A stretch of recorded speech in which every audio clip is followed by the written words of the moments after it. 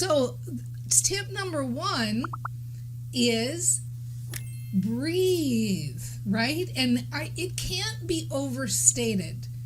You cannot talk about just taking that second and breathing, taking a big deep breath in. Let's do it together, shall we? Take a big deep breath in.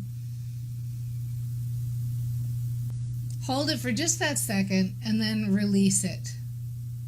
If you do that even one time, in that moment that you're feeling that anxiety or that stress or that frustration or whatever, it's like hitting the reset button. It's like hitting the neutral button.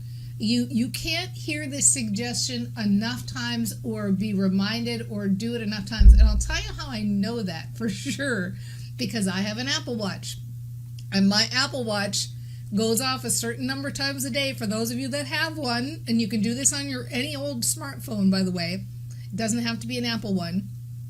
It has a little app on it that says breathe. And set it for a minute. That's what I set it for. Like, I'm not going to be crazy about it. I just set it for a minute and stop for a minute and breathe.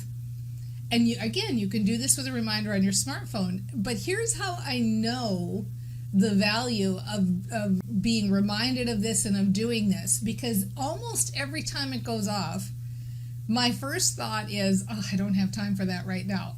Seriously, right? How crazy is that? It's 60 flippin' seconds, and that's almost always my first thought. Oh, I don't have time. I don't have time just to breathe for 60 seconds, breathe thoughtfully and mindfully. Well, of course, luckily, first I laugh, and then I bust myself, and then I do the 60 seconds. And invariably, every time, just with 60 seconds, there is a huge emotional shift, a huge positive emotional shift.